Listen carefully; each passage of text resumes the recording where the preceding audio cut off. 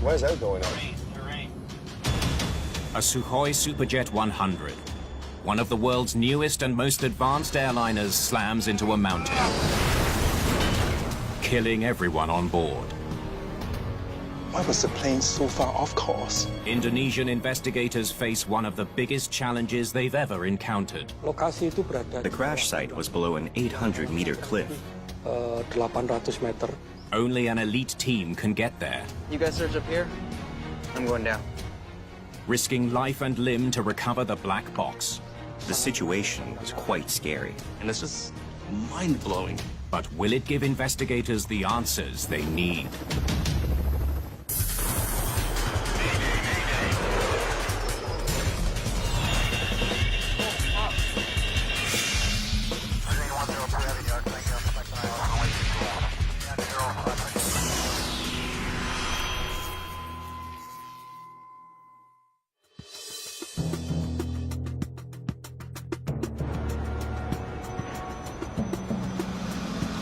It's a Wednesday afternoon in Jakarta, Indonesia. At Halim Perdanakusuma International Airport, flight RA36801 is almost ready for departure.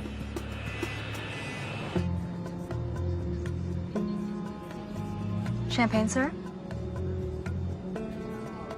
36 invited guests are getting the Gold Star treatment on a demonstration flight for a brand new Russian aircraft. The atmosphere in the cabin during a demonstration flight is usually pretty relaxed. People are chit-chatting, people are schmoozing, people are cracking jokes. It's a very light atmosphere.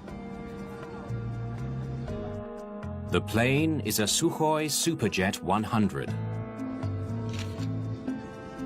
Well, Sukhoi is an aircraft manufacturer that's known for making military aircraft. Russia hadn't really dove into the realm of creating commercial airliners, and this was their first, so it's kind of a big deal for them.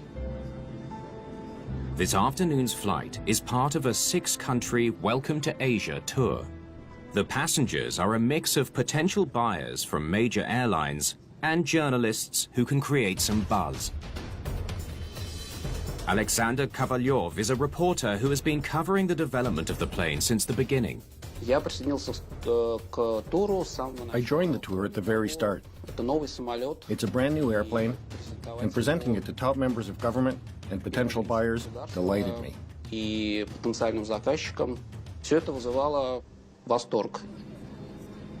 In the cabin, a flight engineer and navigator prepare to monitor the plane's performance from takeoff to landing. But that's not their only job today. They know that in Russia, there are hopes the Superjet 100 will help revive the nation's troubled aviation industry. A big part of their job is to help sell the plane.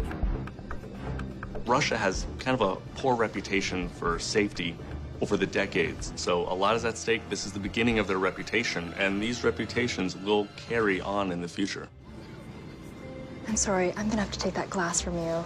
I'll bring you another when we're in the air. Thanks.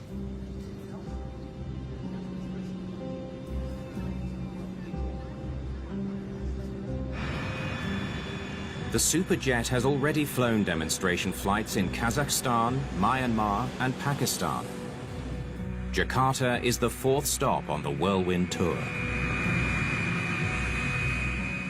The tour's Russian organizers have hired local Indonesian flight attendants for the day.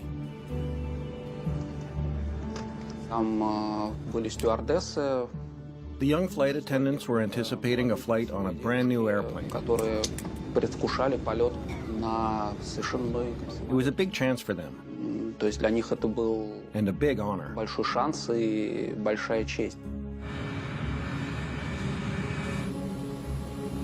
Laps 15. Laps 15, check. Captain Alexander Yablonsev is Sukhoi's chief test pilot. Transponder. Set. He has 10,000 flight hours under his belt, and more hours in the Superjet than any other pilot. The chief pilot was involved in this project from the very start. As Russian pilots say, he gave the plane wings. Before takeoff, the checklist complete. First Officer Alexander Kochetkov is also a seasoned test pilot. Both pilots conducted themselves in the most professional manner, absolutely impeccably. Sukhoi 36801, cleared for takeoff. Runway 6. Here we go.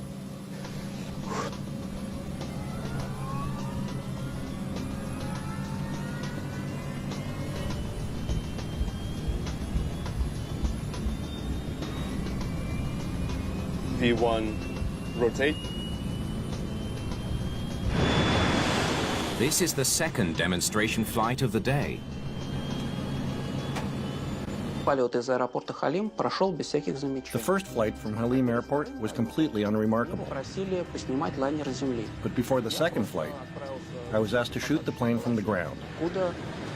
I simply set out towards the runway to shoot video of the Superjet 100 ascending into the skies. Gear up.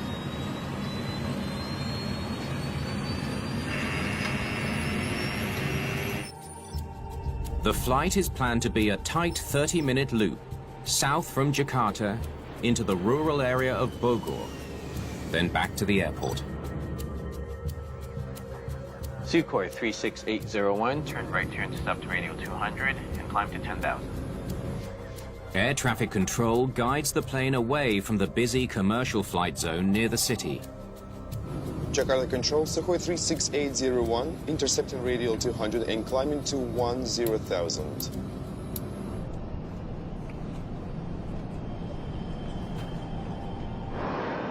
The Superjet is the first new Russian passenger jet since the collapse of the Soviet Empire.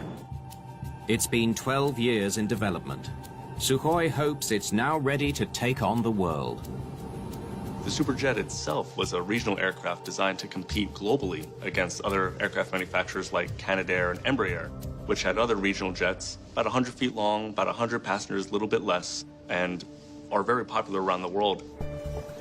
And with a growing population of 240 million, Indonesia could be a huge market for Sukhoi. Jakarta Control, Sukhoi 36801, reaching level 10,000. Roger, 36801, proceed to Bogor at your discretion. Ladies and gentlemen, this is your captain speaking. Sukhoi welcomes you on board of the Superjet 100. You've seen I've turned off the seatbelt sign. Now you have a few minutes to tour the cabin. That's a very smooth ascent. For this second flight, there's a potential customer in the cockpit, a pilot from a major Indonesian airline. In a demonstration flight, they're not operating under the same exact rules as an airline flight. It's not abnormal at all in any part of the world to invite one of the folks up, just give them that special experience. As promised, a fresh glass of champagne. The short flight is already almost half over, but no one in the cabin is in a rush to get back on the ground. Let's get down to 6,000 so we can start to turn back. Jakarta Control, Sukhoi 36801, requesting descent To 6,000. Sukhoi 36801, cleared to 6,000 feet. EY 7136, cleared to land. JT 792, continue approach to runway 24.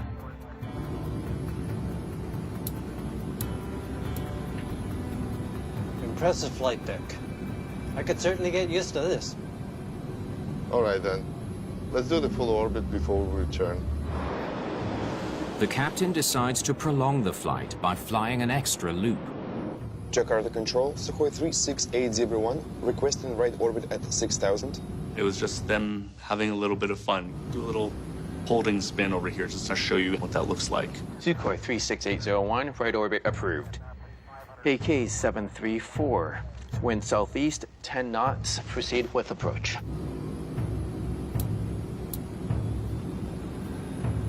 Everything is exactly where it needs to be. Very pilot-friendly.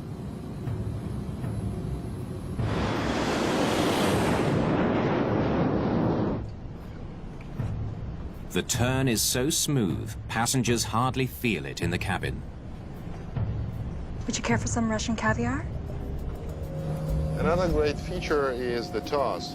It gives us excellent terrain awareness. It has predictive hazard warning, and it's really state-of-the-art. The The Superjet was equipped with the latest in aviation technology. This definitely set it apart from its many worthy competitors, which were available on the market. Do you want to do another orbit, or shall we begin the approach? Let's start the approach. As the first officer checks his approach chart, an automated warning begins to sound. Why is that going off? Maybe the database. Gear.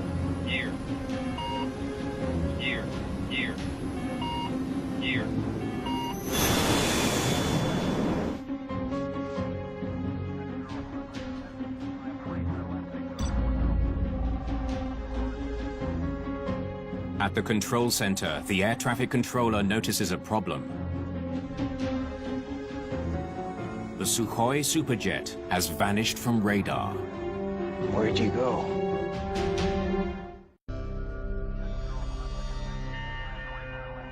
Sukhoi 36801, please come in. In Jakarta, air traffic controllers are trying to understand what happened to a Russian plane on a demonstration flight. Come on, talk to me. On approach, a crew is always listening to air traffic control. They're always waiting for their next command of guidance. Communication is not constant, but they're aware of each other. Sukhoi 36801, please come in. After 4 calls, there's still no reply. The controller knows the plane should have landed by now. Sukhoi 36801 is off radar. He alerts his supervisor, and authorities declare an emergency. All of us who remained on the ground were deeply worried about the people on board. We called their cell phones, and 2 phones suddenly started working. The signal was there, but nobody answered them. As minutes turn to hours, the mystery deepens. The fear is that the plane went down in the mountains south of Bogor. Relatives of passengers camp out overnight at the airport, desperate for news of their loved ones. Saya hubungi juga nggak menjawab, jadi mestinya ada di situ.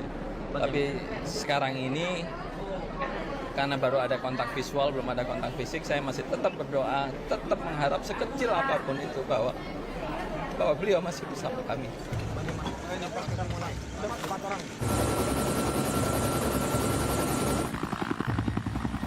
At 8:35 a.m. the next day, 18 hours after the plane vanished, a helicopter pilot finally gets close enough to spot something.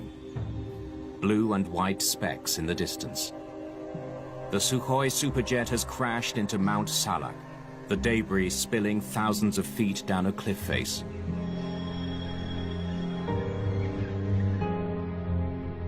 Marjono Siswasuwano is the lead investigator assigned to the case by the KNKT, Indonesia's Transportation Safety Agency.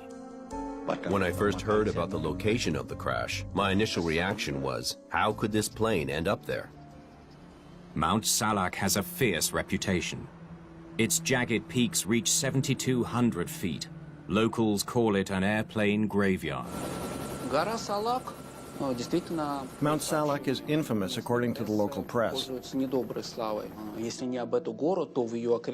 mountain and its surroundings have seen many crashes of different light planes and helicopters. I personally felt the negative energy of this mountain. The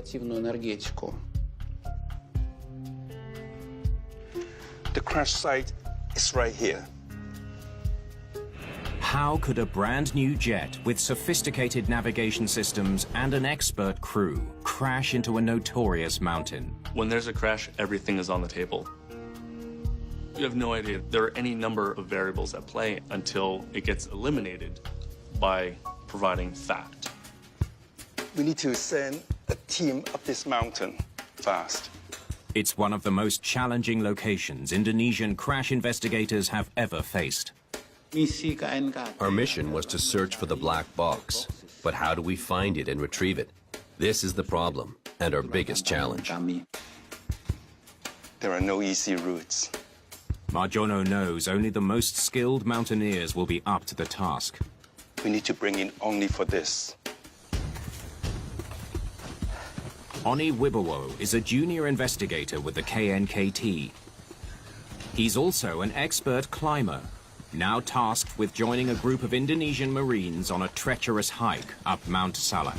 Before I joined the KNKT, I developed a hobby for trekking, mountaineering, and rope work. Keep moving, guys. This location was quite extreme for me. We had to create a new path, and it required a lot of effort. We had to climb to higher elevation before we were able to reach the location.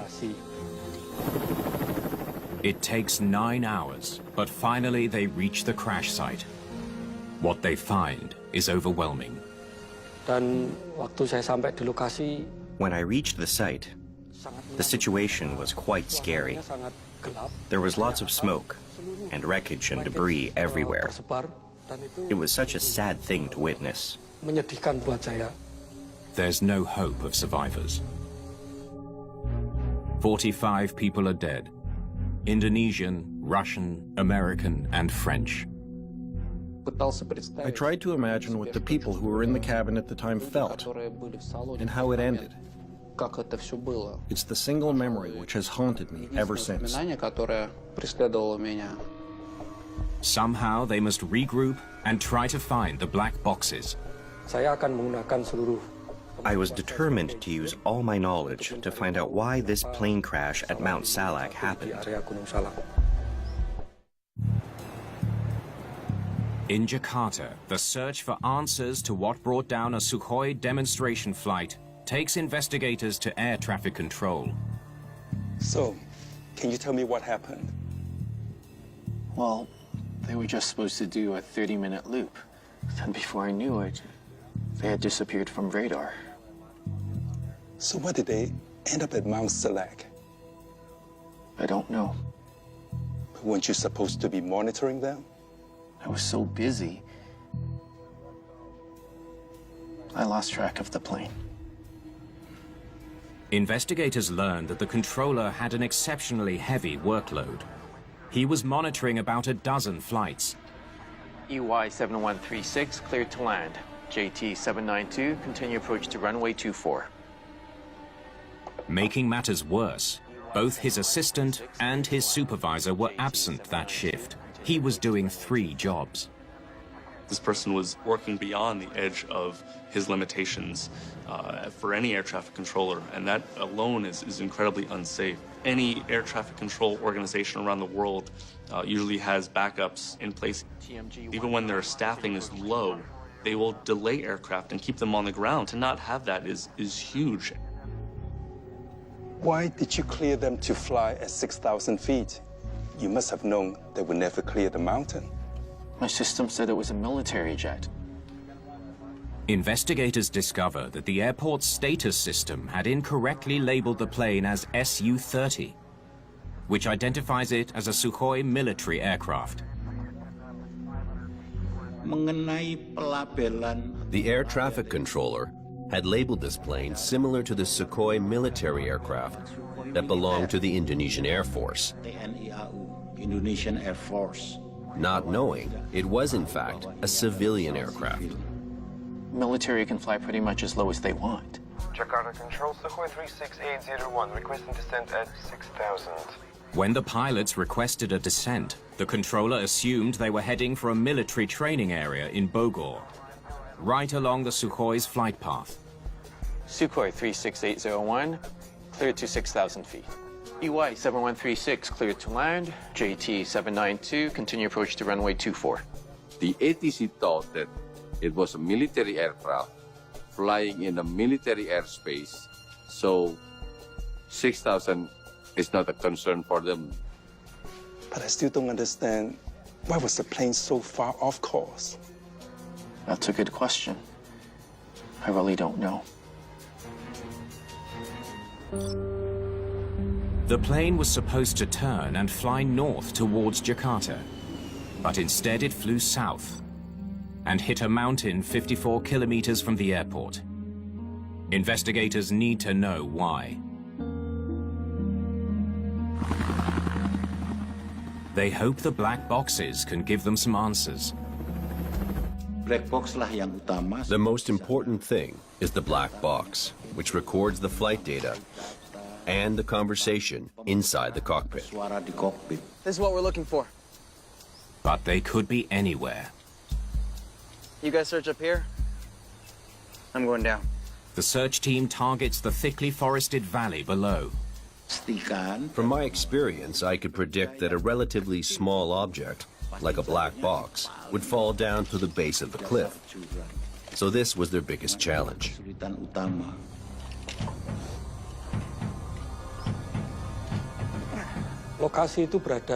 The crash site was below an 800-meter cliff. 800 meter.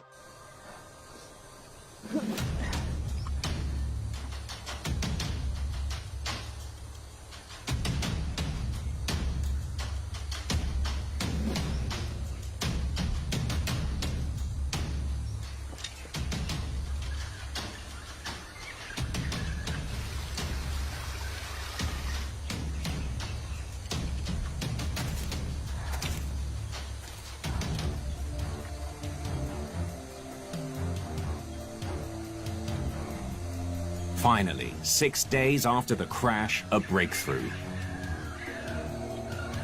We found it. We found the CBR. The recorder's outer casing is damaged, but if the data inside can be retrieved, investigators may finally be able to understand why the jet veered fatally off course. While investigators wait for the cockpit voice recordings, they consider two stark possibilities regarding the fate of Flight 36801. Either the Sukhoi's flight systems failed and led the plane off track, or the pilots made a deadly error. Since news of the crash broke, there's been speculation that the chief test pilot was showing off, trying to give passengers a better view. This guy had a spotless record. But his personnel files reveal that during his 36 years of flying, there has been no hint of reckless behavior. His flight records showed he had more than 10,000 hours. He was never unprofessional. I flew several thousand kilometers on that plane through varied conditions and weather. He was not a reckless pilot. So what do we know about the days leading up to the accident? How busy were they? They study the pilots' work schedules, looking for anything unusual. They discover that the captain and his first officer were on the fourth leg of the demonstration tour. Maybe they were tired. A closer examination reveals that the Sukhoi pilots had the evening off the day before the crash, and the demonstration flight that preceded the accident lasted only 22 minutes. This was not a tough schedule. We didn't find any evidence that the pilot was physically unfit. Investigators are at a loss, still with no solid clues about the cause of the crash. They were supposed to go south to the area of Bogor, turn and come right back to the airport. How did they end up over here? Makes no sense. Let's get down to 6,000 so we can start to turn back. The Russian crew had never flown in Indonesia before. But handling new routes is something all professional pilots are trained to do. Flying in a new area is very common. But this needs to be accompanied by having a very detailed briefing.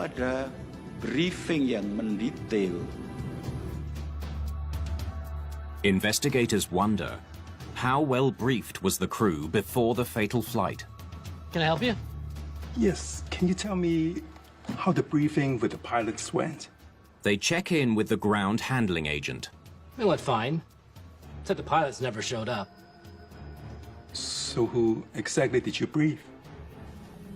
Investigators are surprised to learn that only the chief navigator attended the briefing.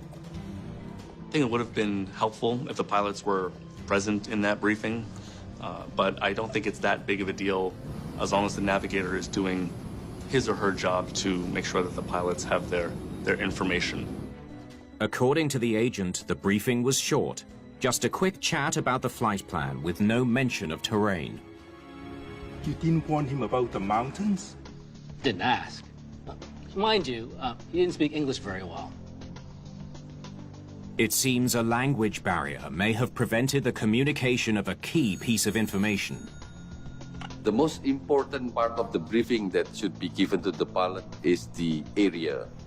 They should show a Bogor area, southwest of Jakarta, and surrounding the area quite high mountains. But a missed briefing doesn't explain the crash.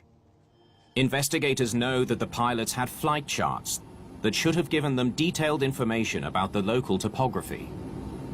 It's terrain, it's safe altitudes, weather charts, just general threats that might be specific to an area that they may not be used to. All these different things should all be understood and briefed. Okay, let's put this up and see what they were given. Investigators scrutinize the topographical map of the area. They then compare it to the navigational chart provided by the ground handler.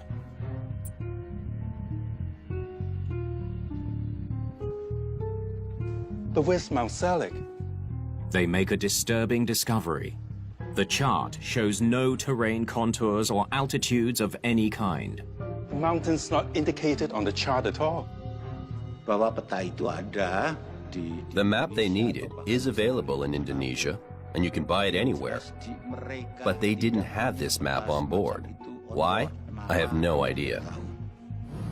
I mean, to not have any terrain info and not have any idea that there even would have been terrain to even be aware of is mind-blowing. The weather office near Mount Salak reported low clouds and poor visibility that afternoon. Without knowing to look for the mountains, the pilots may not have spotted them. Jakarta Control, Sukhoi 36801, reaching level 10,000. The pilots had no idea the mountains were there.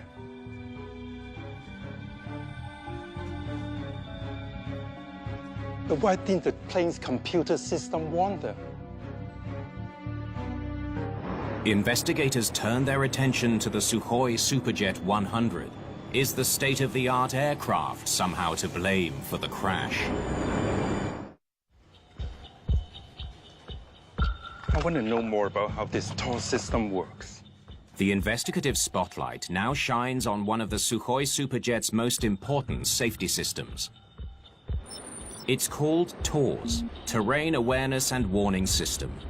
Using GPS, it tracks the plane's heading and predicts when it's at risk of colliding with terrain. It's designed to alert pilots in plenty of time to respond. Maybe the system somehow failed. Everyone wants the answer.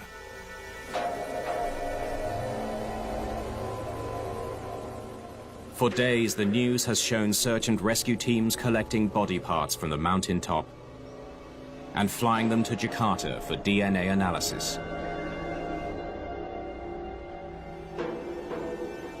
Family members' only hope is that their loved ones' remains can be identified for burial.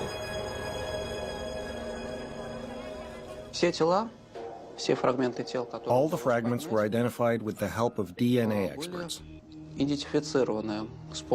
There were lots of flowers at the ceremony, which happened right at Halim Airport. The highest-ranking Indonesians were present. It was truly a national state of mourning. It stretched over several days. Airlines put purchase orders for the Superjet on hold. Millions of dollars are on the line. That still stands to be a huge, huge blemish for Sukhoi, and a costly one at that. While investigators wait for the cockpit voice recorder, they start with the flight data recorder, which was recovered 21 days after the crash. The flight data recorder becomes important in crashes like this because everyone was deceased on the aircraft. It holds secrets that no one would otherwise know. This is the original flight path here. And we know from the controllers that they requested permission to do an extra 360-degree turn. Impressive flight deck. I could certainly get used to this. All right, then. Let's do the full orbit before we return. Champagne, sir? The flight from Halim to Bogor only take like very short flights, and flight attendant, they will not have adequate time to serve all the passengers. Would you care for some Russian caviar? But the question is, how did they end up here? The flight path data shows the plane's exact route. As he's going southwest, he's on a heading of 240 degrees. It also shows all compass headings entered by the pilots. As he starts to loop down, he changes to 333 degrees. At first, everything seems to be going according to plan. But then, investigators discover something they can't explain. We were all surprised and confused as to why this plane was headed south. The last input was 174 heading south, over here, right here. He should have put in another input, heading back to the north. A compass heading of 174 degrees took the plane south into the mountain.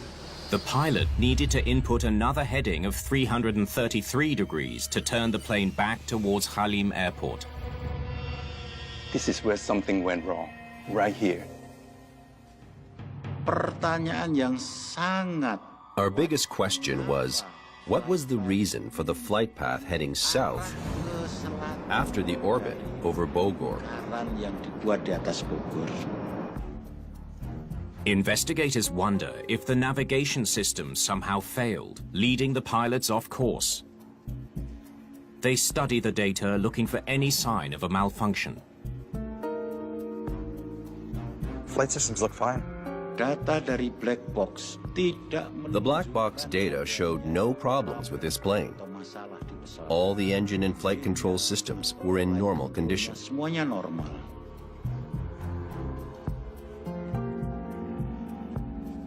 Can you isolate the terrain warning system? Next, they look at how the terrain warning system performed. Did it alert the pilots to impending danger? There's toss warnings. The data shows the TORS sent out multiple alerts in the final 40 seconds of flight. The terrain awareness warning system has two types of warning. First, visual warning with lights, and oral warnings with sounds. So it is impossible for the pilot that they will not recognize the warning. I don't get it. If the warnings work, then these guys would have known what to do. Investigators are stumped. Flight data shows the captain made no attempt to turn the plane. Even more baffling, the TORS system was deactivated 28 seconds before the crash. Or did the pilot turn it off? Why that happened is a complete mystery. We didn't know for sure if the crew had indeed disabled the system, or if there was an error in the system. 240 miles an hour, straight into the side of a mountain. So the big question was, why didn't they take any action to avoid the crash? Let's hope the CVR can give us something more. Indonesian investigators now know that the pilots of the Sukhoi Superjet failed to complete a turn, sending their plane straight into a mountain.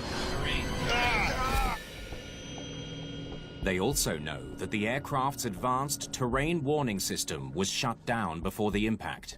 What they don't understand is why.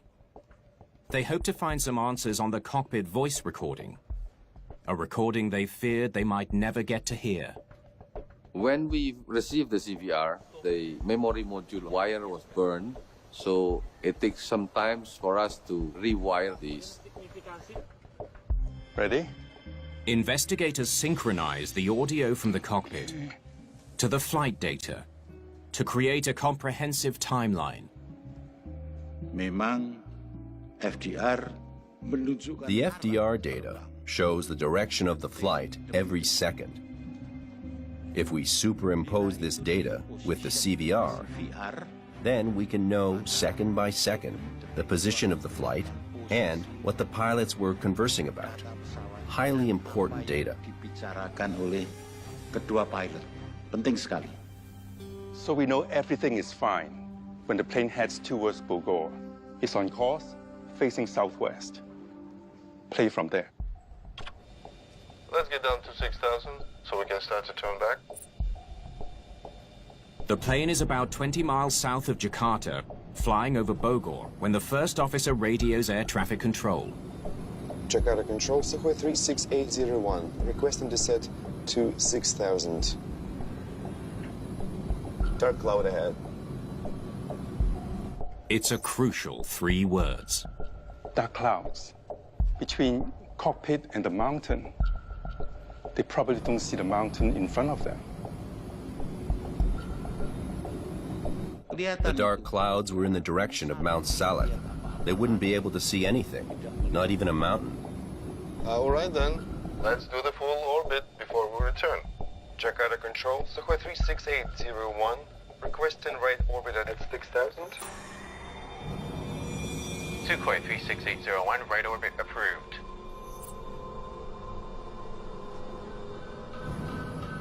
As the plane starts to turn and descend, it initially moves away from the cloud-covered mountains. The flight computer does all the work for me. A pilot would be demonstrating to a potential customer that was in the flight deck at this time, hey, this is how this works, this is how this happens. It's actually showing how automation and other knobs are creating a turn in an aircraft. I know he's trying to showcase the plane, but shouldn't he focus on flying the orbit? Investigators suspect that on this flight, the cockpit demonstration became too much of a distraction for the pilots. The aircraft started to make orbit. We heard the discussion among 3 persons in the cockpit. The captain tried to show the sophisticated of the aircraft. As the plane turns, the captain keeps talking. Another great feature is the TOS. This discussion took about 38 seconds. It gives us excellent terrain awareness. It has predictive hazard warning, and it's really state of the art. Now he's showing off the TOS. Now the plane is about 1/3 of the way through the 360-degree turn. But no problem with the terrain at this moment. Yes, because it's flat terrain. Wait, stop there. Now, they are in a wide turn, facing this way. And the TOS is telling them it is flat. But it won't be for long. The aircraft was on heading towards Jakarta when there is no mountain ahead, was only flat area and the sea. Let's keep playing. How's the fuel consumption? Fantastic. As you can see, we've hardly burned any fuel. Yeah, these engines are so efficient. Wait, stop. His last input was 174. That would take them towards the mountain, and he needs to keep turning. But he's talking about the engines. Investigators' suspicions prove to be correct. The captain is so distracted, he never completes the circle. Dan waktu itu, pilot sedang membuat. As we learned, they ended up not performing a full orbit, Memang ternyata tidak melingkar but tetapi went off track at 174 degrees. 174, 174. He's so busy chatting, he simply forgot to input the rest of the turn. During this time, where the discussion was so intense, the pilot did not reselect the heading to get a complete circles. Let's start the approach. I'll check the charts. After the fuel consumption talk, the pilots prepare for landing. The captain thinks he's on course for the airport, when in fact he's heading for disaster. Make a third quest to Jakarta. Terrain. Pull up. That's definitely the TOS. Up. The CVR confirms that the warning system did sound when it needed to. Pull up. Why aren't they doing anything about the terrain warning? Where's that going on? They knew that this warning indicated that they fly toward the terrain, but they starting questions why it should be active. Investigators know that the TORS warning system will be shut off moments before the plane flies straight into a mountain. But they still don't know why. Until the CVR provides a crucial clue. Maybe database. Wait, that's it. Database, the database. The flight computer has a database loaded with terrain information, but the captain thinks it is faulty. And he hasn't seen the mountain because of the clouds. And it's not on his navigation chart. He is convinced TORS warning is an error. We strongly believe the captain thought he was on flat ground. This is supported by what we heard the pilot say. Why is this? It may be data. Why is this? Maybe data. To the captain, the potentially life-saving TORS warning is nothing more than a harsh, annoying sound.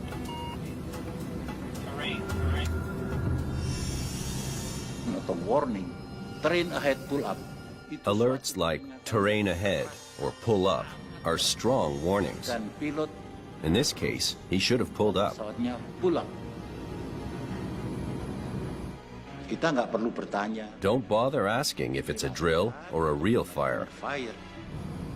He was not well briefed. He didn't take the diligence to find out what the potential threats were. The crash is now inevitable.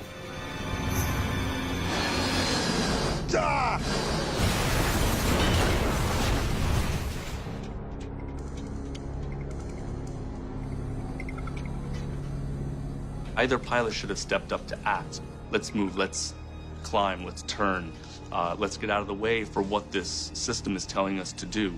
Both of these pilots just kind of let it be and went about their merry way. We conduct simulations based on the FDR data. The simulation conclude that the pilot have around 22 seconds to decide and react properly. I was quite sad that the pilot did not react to the warning. In their final report, investigators conclude that the crew disregarded the TORS warnings because they were unaware of the nearby mountains. They were flying in the wrong direction due to distractions in the cockpit. I think that this accident was almost all human error. Humans not properly charting the area, humans not properly taking care of the air traffic controller, the pilots being lazy about their decision-making in the flight deck. These are all human factors, every single one of them. The most important part to be learned from this accident was that the pilot should react properly to the warning. The Superjet continues to fly, but without making much of a dent in the global marketplace. The Sukhoi Superjet has not performed exactly as desired. There's just a little over 100 that were built and delivered, which falls very short of where Sukhoi had wanted. The worst part was that those were people with whom I'd already flown several thousand kilometers, and now they're gone. I don't know what they felt in their last minutes. I hope they didn't have time to feel anything.